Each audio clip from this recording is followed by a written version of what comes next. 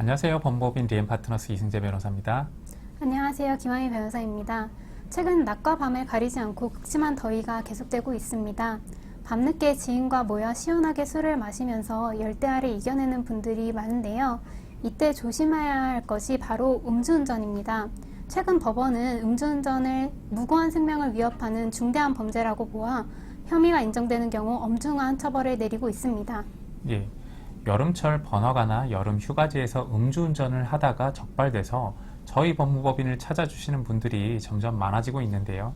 이번 영상에서는 운전자가 음주운전을 하도록 방치하거나 또는 독려해서 음주운전 방조 혐의로 입건된 경우 처벌 수위는 어떤지, 또 선처받는 방법에는 무엇이 있는지에 대해서 구체적으로 알려드리겠습니다.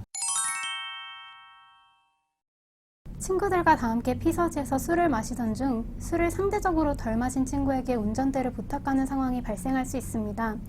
그런데 운전을 했던 친구가 경찰의 단속에 적발되는 경우 경찰은 운전자뿐만 아니라 동승자까지 조사하여 음주운전 방조 혐의로 입건할 수 있습니다.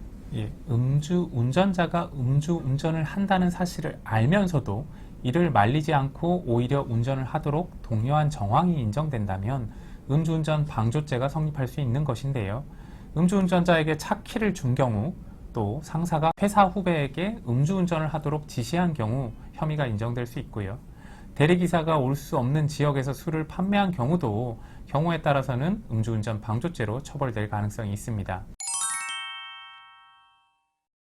음주운전의 경우 혈중 알코올 농도의 정도에 따라 처벌의 정도가 달라지는데요. 정범보다는 감경된 범위로 처벌을 받지만 방조범 또한 무거운 처벌을 받을 수 있습니다. 최근 판결들을 보면 음주운전이 예상되는 운전자에게 술을 판매하여 징역 1년에 집행유예 2년의 판결이 선고된 바가 있고, 친구에게 차키를 건네준 사건에서도 역시 징역 1년에 집행유예 2년이 선고된 바 있습니다.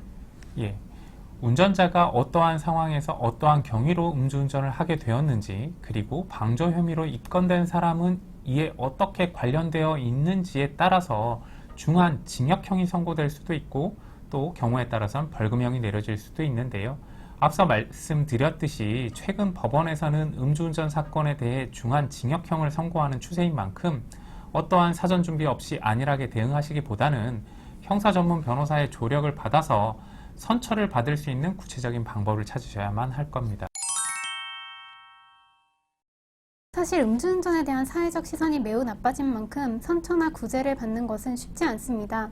따라서 선처를 받기 위해서는 우선 음주운전 관련 사건을 전문적으로 다루어 본 실력 있는 변호사를 선임한 후에 해당 변호사에게 자신의 상황을 최대한 자세하게 설명을 해야 합니다.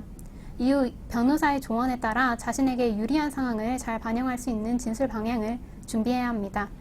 예, 저의 경우에는 음주운전 방조행위가 고의적으로 이루어졌는지 여부를 우선적으로 파악하는데요.